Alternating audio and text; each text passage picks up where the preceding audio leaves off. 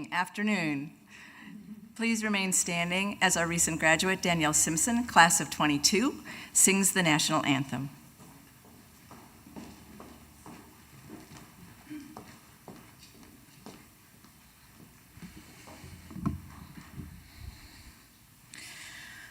Oh, say, can you see by the dawn's early light what so proudly we hail at the twilight's last gleaming, whose broad stripes and bright stars through the perilous fight o'er the ramparts we watched were so gallantly streaming, and the rocket's red glare, the bombs bursting in air, gave proof through the night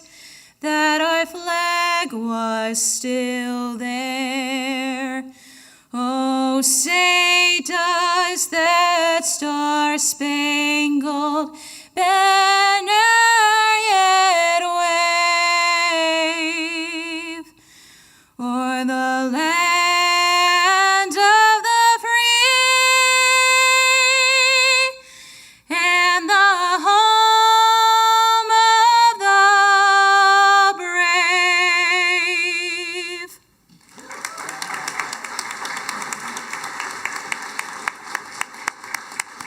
Thank you, Danielle.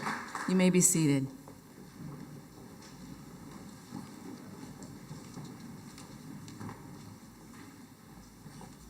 I am Dr. Diane Lynch, and I am the president of Stevens College.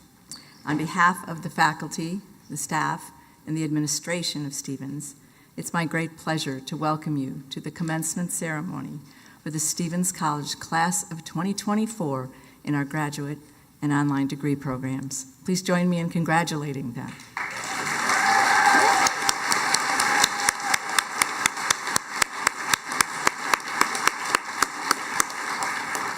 I'm probably going to ask you to do that several times today.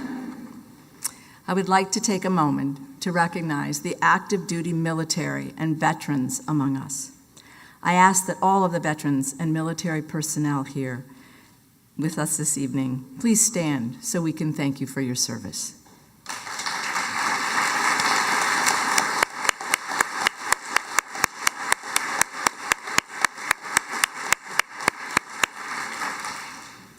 I'd like to begin our program by introducing the members of our platform party. Dr. Leslie Willey, our Vice President for Academic Affairs, Dr. Sarah Irvin, Assistant Professor of Counseling and our commencement speaker, and Dr. Eric Marks, Associate Professor in the School of Health Sciences and the Faculty Chair, serving today as our Head Marshal. I also want to thank our remarkable and committed staff, including the entire Commencement Committee, and in particular, there in the back, Lita Pistono and Alicia McGee in the offices of the President and Academic Affairs. Please join me in thanking these remarkable members of our community.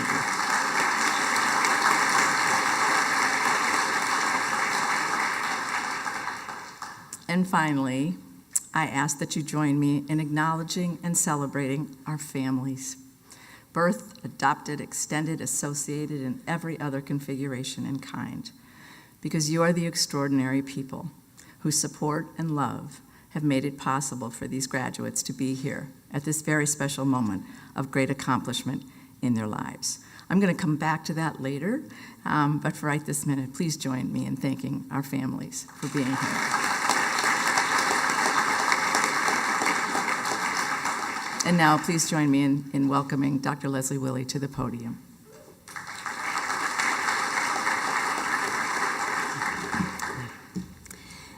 It is fitting that we honor our distinguished faculty today. The Stevens College faculty has an immense impact on the lives of students as professors, as mentors, as advisors, and as friends. Each of our faculty has made significant contributions to the college, to their profession, and to the thousands of students they have taught over the years. Would the faculty please stand and be recognized?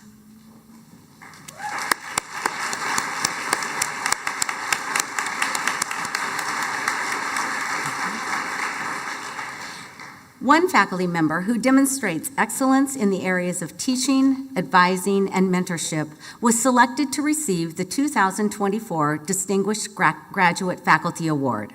I would like to especially recognize Dr. Sarah Irvin.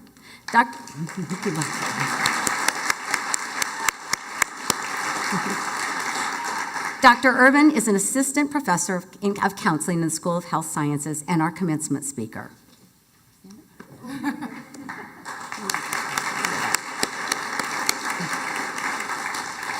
It is also my pleasure to introduce a faculty member who demonstrates excellence in service to Stevens College and the broader community. The recipient of the 2024 Graduate Program Service Award is Maureen Driscoll. Maureen mentors in the Master of Fine Arts in Television and Screenwriting program in the School of Integrative Studies. Maureen is unable to join us this afternoon, but please join me in congratulating her.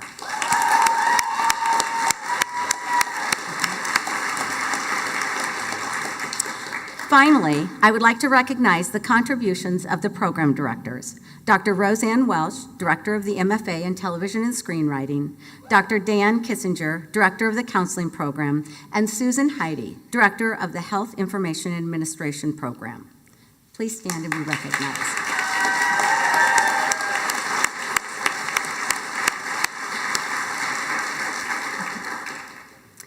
It is now my pleasure to introduce our commencement speaker for this afternoon, Dr. Sarah Irvin.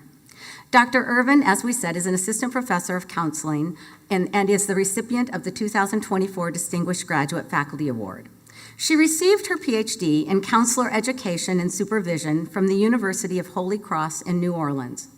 She received her MED in clinical mental health counseling from Delta State University and her BA in educational psychology from Mississippi State University. Dr. Irvin is a licensed professional counselor who specializes in working with clients coping with severe mental illnesses.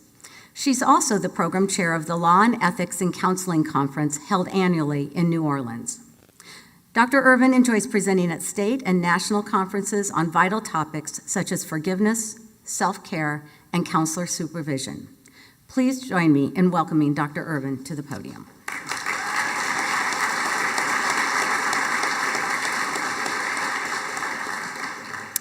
Good evening, distinguished guests, parents, faculty, President Lynch, and Dr. Wiley. Welcome to this momentous occasion.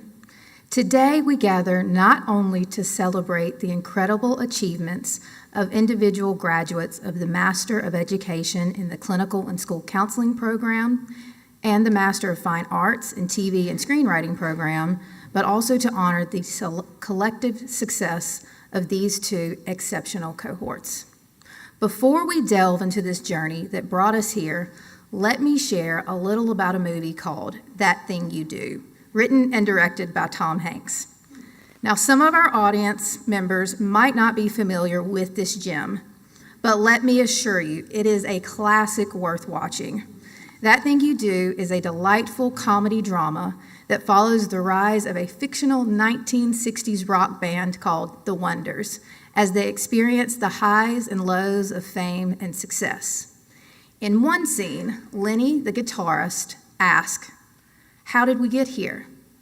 To which Guy, the drummer, responds, "I led you here, sir, for I am Spartacus." Just like in the movie, our graduates have led themselves to this moment through determination, hard work, and resilience. Let's reflect on how they arrived at this milestone. Number one, passion and purpose. The graduates from the Master of Education and Counseling program found their passion and purpose through deep introspection and experiences that shaped their understanding of human emotion and behavior. They didn't just aim for success in their careers. They were driven by a profound desire to make a lasting impact on individuals' lives, to be the guiding light during challenging times, and to advocate tirelessly for mental health awareness and support. The graduates from the Master of Fine Arts in TV and Screenwriting program discovered their passion and purpose in storytelling. They were captivated by the power of narrative to evoke emotions, challenge perspectives, and spark meaningful conversations. Their journey wasn't solely about achieving fame or recognition. It was about using their creative talents to bring stories to life, entertain, inspire, and provoke thought. Number 2, challenges and growth. Both sets of graduates faced formidable challenges that tested their resolve, from navigating intricate client cases to crafting narratives that captivated audiences. They encountered moments of uncertainty and self-doubt. Yet, they embraced these challenges as opportunities for growth, honing their skills, expanding their knowledge, and becoming more resilient with each obstacle they overcame. Amid these challenges, I often reminded my students that this journey was not there forever, it was there right now. I reflected on a time when I felt like a seed, planted in fertile soil, full of potential, but facing challenges such as weather fluctuations and nutrient availability. These challenges represented the academic and personal hurdles encountered during their studies. Like the seed, they navigated these challenges, learning to adapt, persevere, and thrive in diverse environments. Each challenge they faced became a stepping stone, shaping their academic paths and molding them into more capable and resilient individuals. Through this story, I conveyed to my students that struggles and obstacles are inevitable in their academic and professional journeys. However, just as they grew and flourished amidst challenges, they too can emerge stronger and more accomplished by embracing their own challenges and using them as opportunities for growth and development. Next, support and mentorship. Behind every successful graduate are supported families, dedicated faculty, and mentors who believe in their potential and guide them on their journey. The counseling students found mentors who taught them the intricacies of therapeutic techniques and ethical practices and emphasized the importance of empathy and understanding in their work. These mentors served as role models, showing them how to navigate complex client cases with compassion and professionalism. Similarly, the screenwriting students benefited from mentors who nurtured their creativity, encouraged risk-taking, and instilled the discipline needed to excel in a competitive industry. These mentors provided valuable feedback on their scripts, inspiring them to push boundaries and explore new storytelling horizons. Their guidance was instrumental in shaping the students' artistic vision and preparing them for the dynamic world of TV and screenwriting. The bond between mentors and students is symbiotic, where knowledge, experience, and wisdom are shared and passed down. Through this support and mentorship, graduates are equipped with academic knowledge and the skills, confidence, and resilience needed to thrive in their chosen fields. Number 4, creativity and fun. Education isn't just about academic rigor. It's also about fostering creativity and having fun along the way. The students didn't just stick to traditional lectures and assignments. They embarked on exciting and engaging activities that brought learning to life. For instance, we created a counseling theory museum in the counseling theory course where students showcased their understanding of different theories through creative theory diagrams. It blended education and artistic expression, making learning both informative and enjoyable. Additionally, students organized mock counseling sessions where they portrayed different counseling styles and techniques in a sometimes comedic yet insightful manner. This demonstrated their understanding of counseling principles and showcased their improvisational skills and ability to think on their feet. Moreover, creativity and fun also came alive by exploring drag artistry. By delving into topics like identity, self-expression, and resilience through the lens of drag culture, we created an environment where everyone could engage with rich examples that sparked lively discussions and deepened understanding. Students not only appreciated the artistry and creativity of drag, but also found inspiration in their stories and experiences, enriching their journey of self-discovery and expression. These creative and fun activities made learning enjoyable and enhanced student engagement, critical thinking, and retention of course material. It's all about infusing education with excitement and inspiration, making each learning experience memorable and impactful. Number 5, and this is the last point, community and collaboration. Ultimately, they found strength in community and collaboration. Students began their journey with varied backgrounds and experiences. Yet as they delved into their coursework, they found common ground in their goals toward graduation. They formed a supportive network of fellow mentors and friends through shared insights, challenges, and successes. This community became a place where they could seek advice, celebrate milestones together, and foster bonds that transcended the classroom. The journey from strangers to friends and family exemplified the power of community and collaboration in fostering growth, creativity, and mutual support. It underscored the importance of shared experiences and connections in shaping a fulfilling educational experience and preparing students for success beyond graduation. As we reflect on the transformative power of community and collaboration, it's evident that these shared experiences and connections not only shaped their educational journey, but also prepared them for success beyond graduation. Allow me to share a personal story that resonates with this sense of support and connection. When I graduated with my PhD, I was thrilled, but also very uncertain about what lay ahead. I remember the excitement of landing my first job as a professor. I called my parents, who have patiently listened to me talk about RuPaul and other drag artists since I was a young girl. To my surprise, when I shared the news, my dad exclaimed, "They said, Shantae, you stay, not sashay away," a phrase that RuPaul often uses. My mother laughed and shook her head. This is a reference that truly encapsulates their unwavering support and love, similar to the unending support and love you all have given to these amazing graduates. As we celebrate today, let's remember that graduation is not just about receiving a degree. It's a testament to the graduates' resilience, growth, and ability to overcome challenges. So to the graduates, remember the journey that brought you here and embrace the adventures that lie ahead.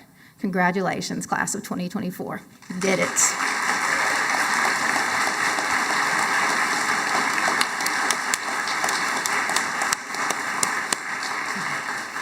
Thank you, Sarah. Next, I'm pleased to introduce our class speaker, Dakota Grace Gibson. Dakota hails from Merriam, Kansas, having graduated from the English and Creative Writing program at Stevens College in 2022. Dakota is now receiving her Master of Fine Arts degree in television and screenwriting. During her time at Stevens, Dakota worked on the Harbinger Literary Magazine, in which she published 2 written pieces, and also at the Susie's Campus Store. She was also a member of the Filthy Liars Improv Troupe for 2 semesters and is an alumna of the Kappa Delta sorority. Dakota is a Pisces, an animal lover, specifically her cat Jazzy. She enjoys brunch and long walks on the beach, though there are no beaches in her home state of Kansas, so she plans to relocate to California after graduation. Before I invite Dakota to the podium, I would ask that her family please stand and be recognized.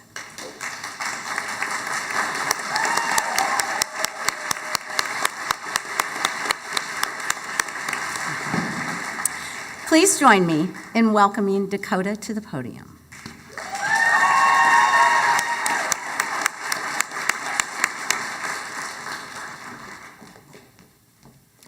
Thank you so much for that introduction, and thank you, all of you, for coming and being here today.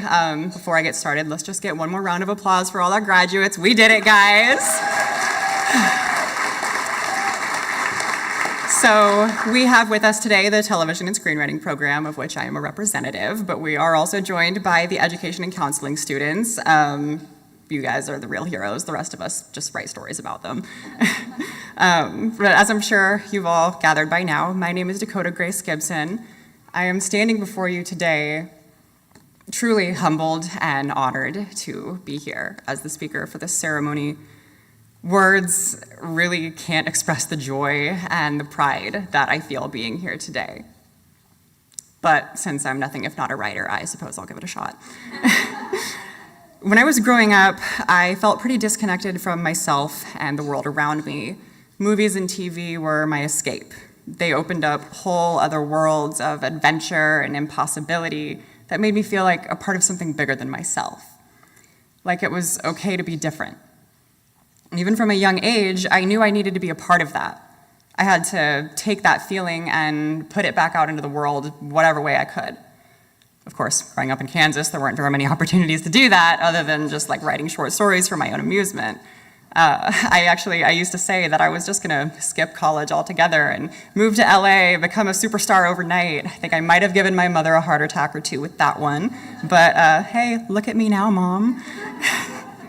After all, at the time, Hollywood may as well have been an alien planet to me.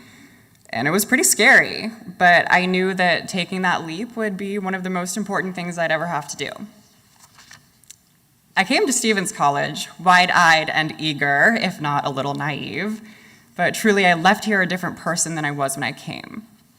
I learned so much here, not just about life, but about myself and the kind of woman I was meant to be. Through my experiences here at this school and in the Kappa Delta sorority, I felt for the first time like I really was a part of something bigger.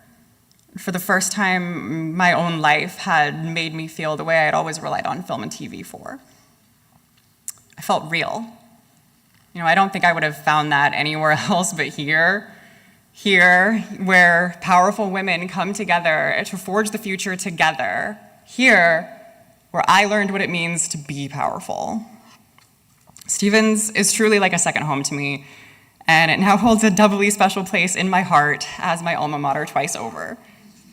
I received my bachelor's degree in creative writing, if you can believe it. I've always found it easier to express myself through writing. It's where ideas and creativity can flourish. Nothing is permanent. Everything changes. It's messy and it's difficult to navigate sometimes, but it can also be liberating and beautiful. And that's life. We all have our own stories to tell, and who's to say where they may take us. I certainly never would have gotten this far without all the people who have helped and inspired me along the way. I'm immensely fortunate that my family has always supported me in my dreams. They really are the best little fan club a girl like me could ask for. But it was actually Kate Kogut, who was my advisor my senior year, who sat me down about a month before I graduated, and she asked me what I was gonna do with the rest of my life. And despite all the thought that I'd given it, I honestly had no idea. So that's when she told me about this Perfect for Me program and introduced me to Dr. Roseanne Welch, who none of us from my cohort would be here without. I've learned so much from Dr. Welch in the short time that I've worked with her, but perhaps the most important thing she taught me was to not be afraid of this dream. Because sure, it might be scary, but anything and everything that's worth doing should be scary. I know that all too well. But I also know that no dream is too big for a bright-eyed little kid, nor should it be, because dreaming big is what leads to becoming a part of something bigger, and through all of you, I have found that. I cannot thank you enough, Roseanne, for everything you've done, truly, and thank you, Kate and Anne, for always seeing my full potential and pushing me to achieve the best I can be. And thank you, President Lynch, for such a warm welcome back home. Thank you to everyone in my cohort who have been like a family to me, for letting me be a part of your stories and inspiring me. And thank you to all of the counseling students who have dedicated your lives to the bettering of other people's lives. Truly, that is the example that I strive to live up to through my writing, because really, what is art if not therapy? It's important to remember that this can be a cruel and unjust world that we live in. Injustice seems to rear its ugly head around almost every corner, but it has always been the duty of creatives to reflect that brutal reality through an artistic lens, to get people thinking, and if we do our jobs right, to light the spark that implements the fires of change. It is the Stevens motto to learn, grow, and lead. I have done my fair share of learning and growing in my time here, but now the responsibility to lead falls on all of us. It is our responsibility to write the script for a better future together. It was stories about community and heroism that inspired me to become a writer in the first place, to try and give a little bit of that light back to the world. And so now it's up to us to inspire the next generation of dreamers. So with all of that in mind, I'm going to end on a cliche. I've always loved that old saying, shoot for the moon, because even if you miss, you'll land among the stars. And that sounds like a pretty great place to be to me, because now and forever, we are all Stephen stars. So let's go out and shine bright, huh? Thank you.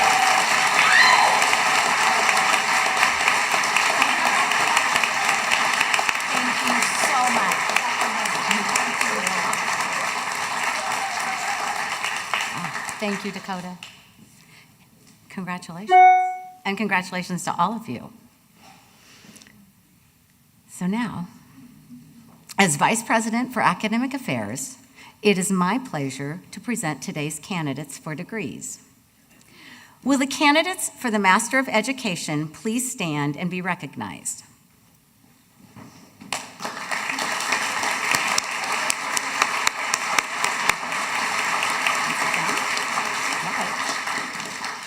Will the candidates for the Master of Fine Arts please stand and be recognized?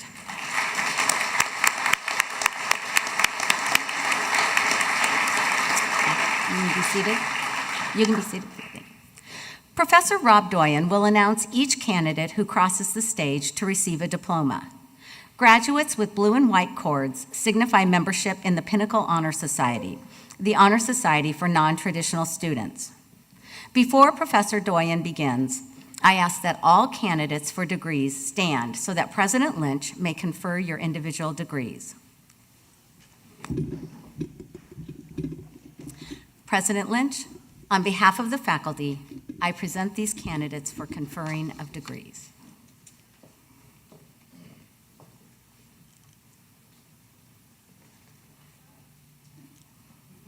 I was asked that our graduates stop for a minute because you're rushing through this. We rush through it, right?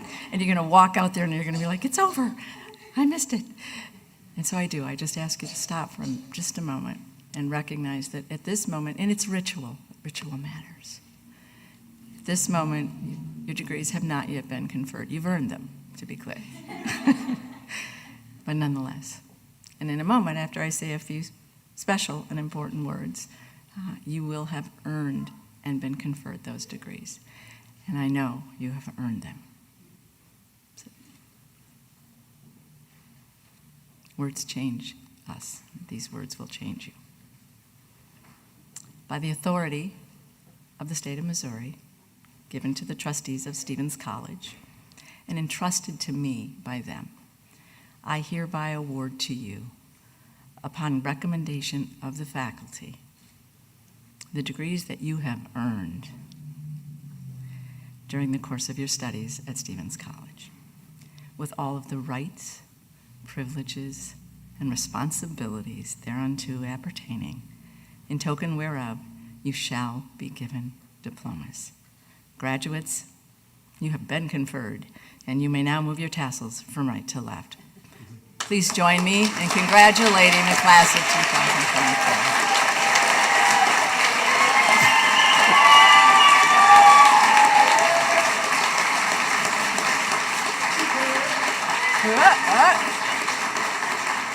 So, will you please be seated, and we will bring you to the stage by row. Okay. Follow this lovely woman. She knows where she's going.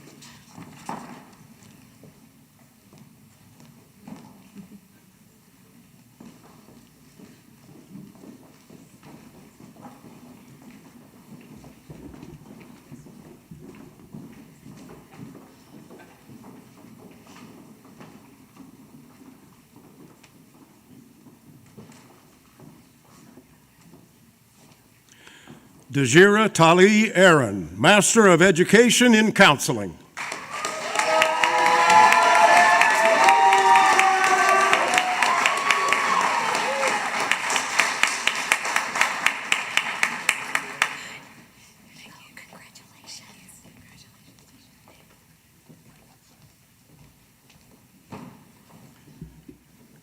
Catherine Ann Bowes, Master of Education in Counseling.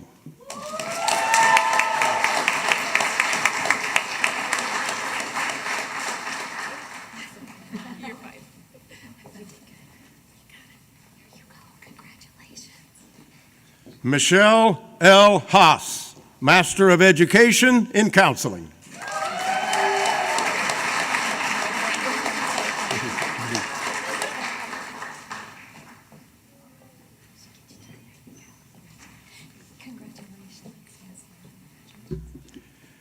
Ashley D. Martin, Master of Education in Counseling.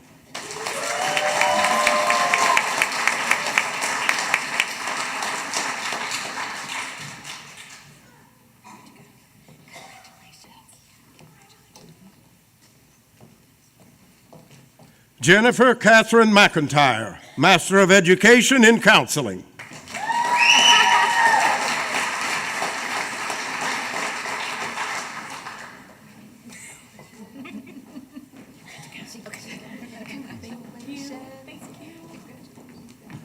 Natalie Ann Moore, Master of Education in Counseling.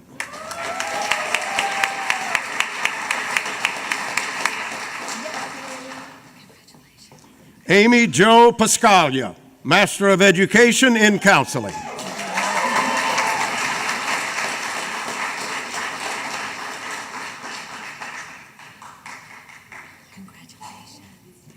Nicole Aaron Snow, Master of Education in Counseling.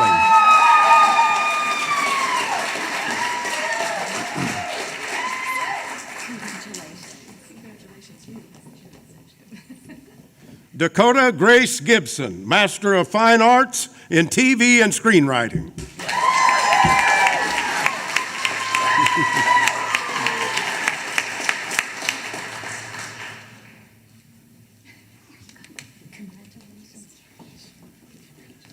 Aaron B. Kowaleski, Master of Fine Arts in TV and Screenwriting.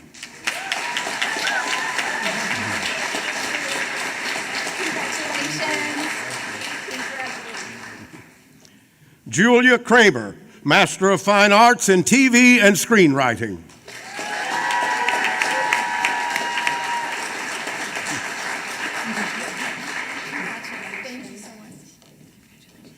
Ashley Jane McLaughlin, Master of Fine Arts in TV and Screenwriting.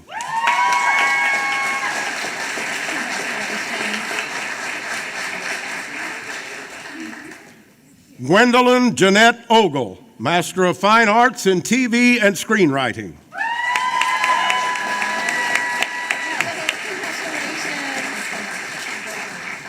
Dina Dizdar Plummer, Master of Fine Arts in TV and Screenwriting.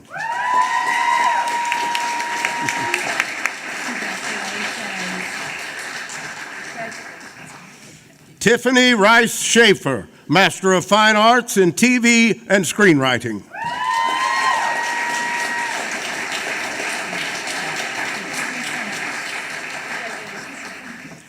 Alejandra Rodriguez Van Horn, Master of Fine Arts in TV and Screenwriting.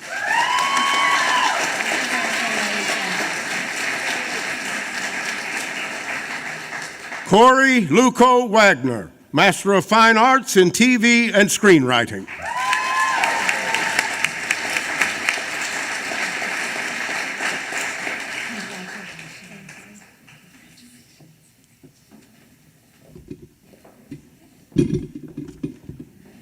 Okay, everybody, let's give them one more round of glorious applause. Exuberant.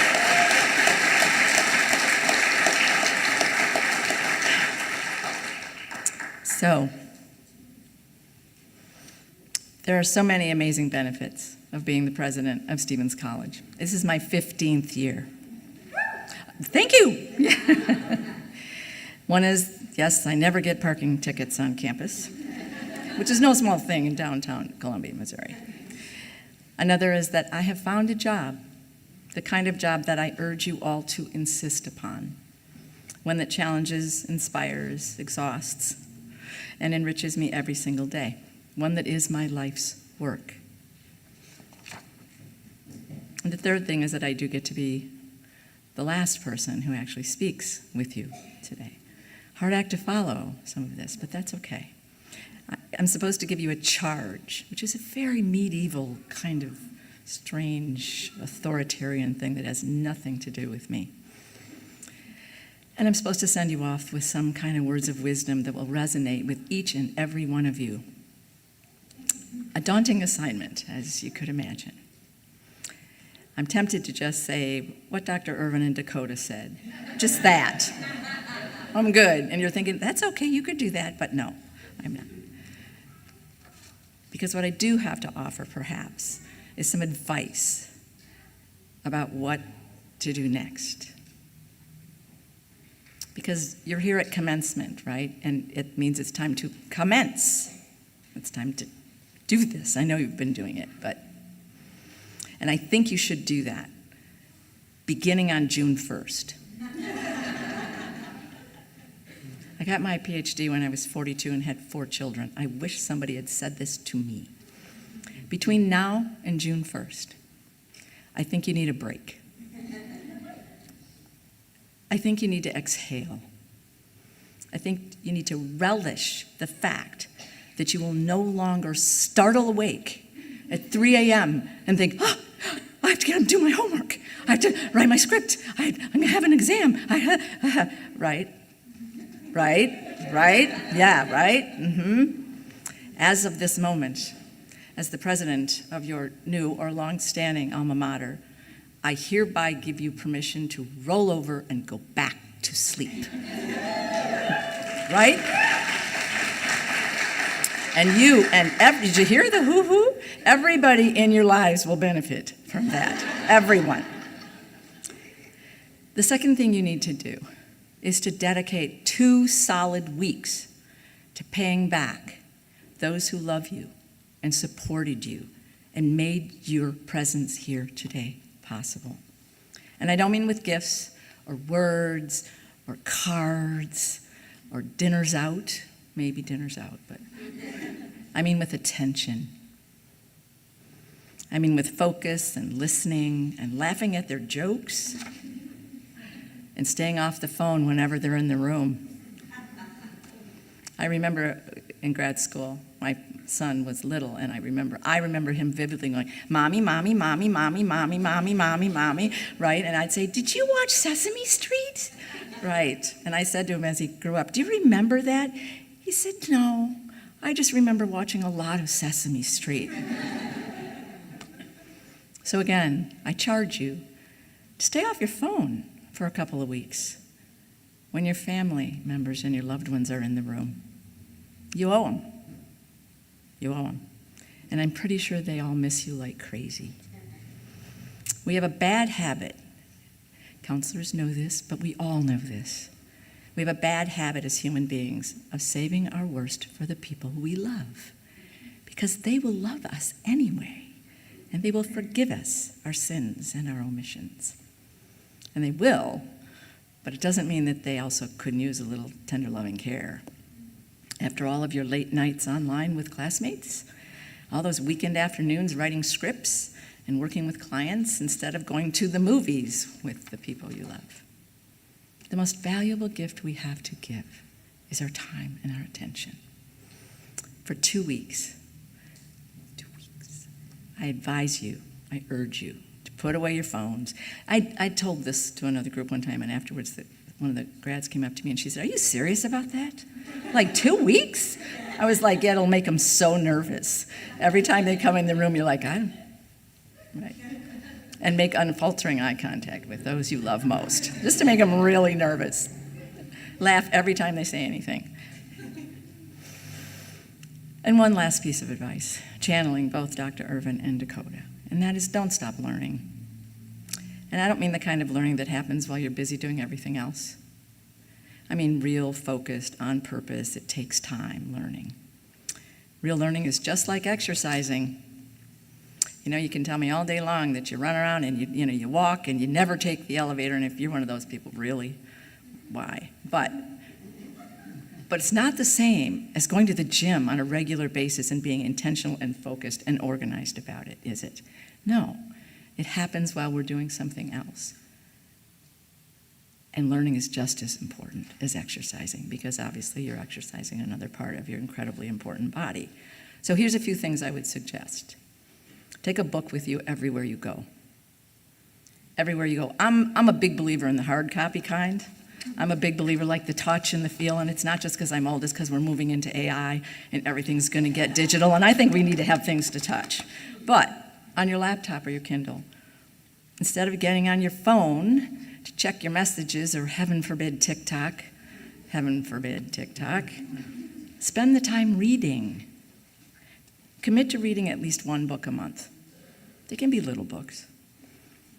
And if you have already read one, read two. And I would start with This Is Water by David Foster Wallace. This Is Water by David Foster Wallace. Just to remind you of what it means to be an educated person. Writers write, but first they read. Find smart people and hang around with them. That's what you've been doing, in grad schools. You've been finding smart people and hanging around with them, right? Right? And look at how great it's been, and look what it's done for you.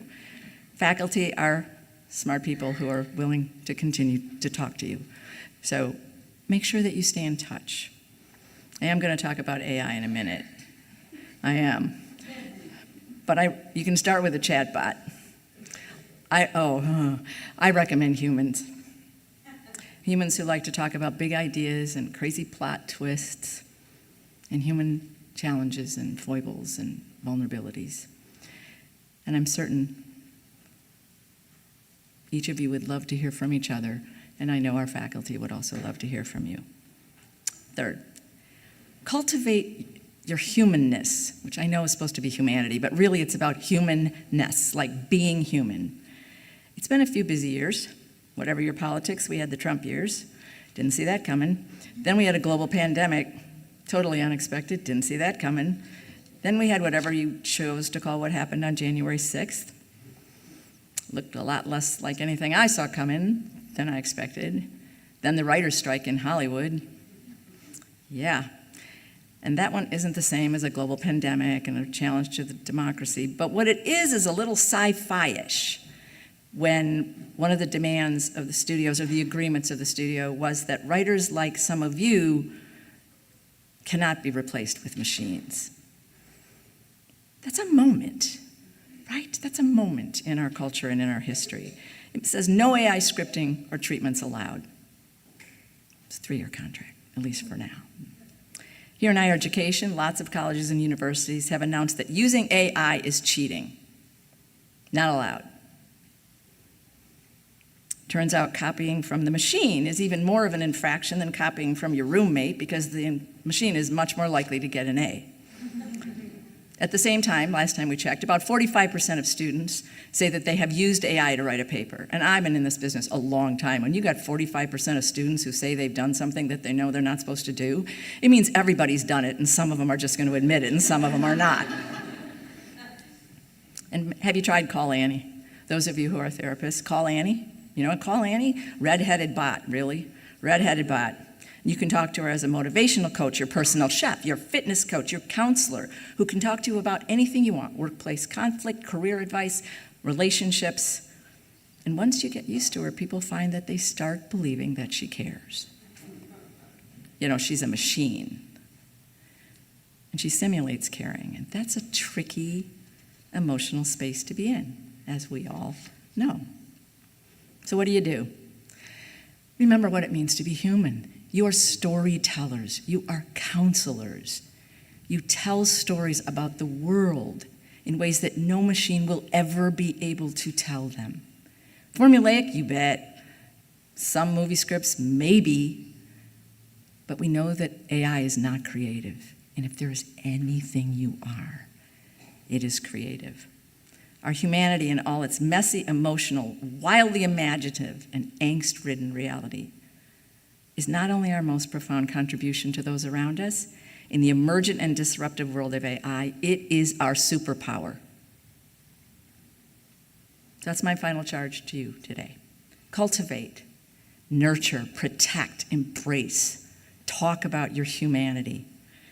Develop your emotional intelligence with as much energy and intentionality as you have focused on your sentence structure.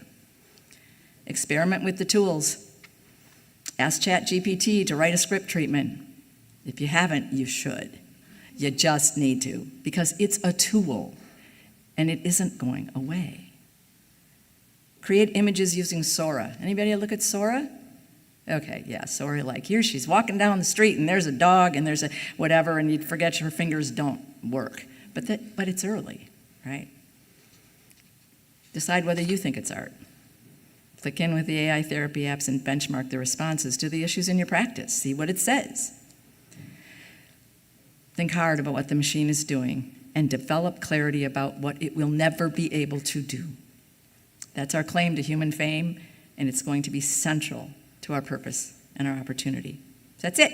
Read, find smart people and hang around with them, cultivate and embrace your humanness, and turn off your phones and laugh at the jokes of the people you love. You've achieved an accomplishment that only such a small number of people accomplish.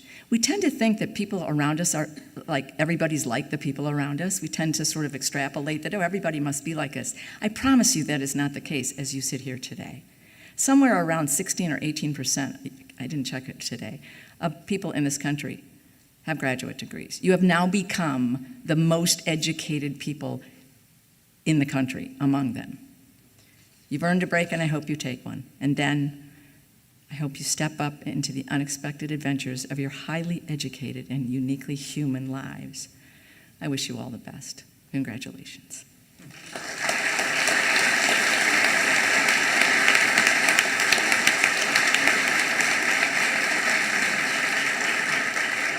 And in conclusion, Danielle Simpson will lead us in singing the Stevens Hymn, which I think is on the back of your program.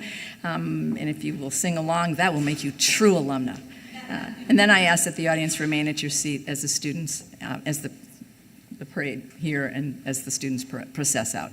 Thank you all for being here. It's been a lovely part of having you in the room to be in this collective, amazing celebration of these extraordinary human beings. Thank you.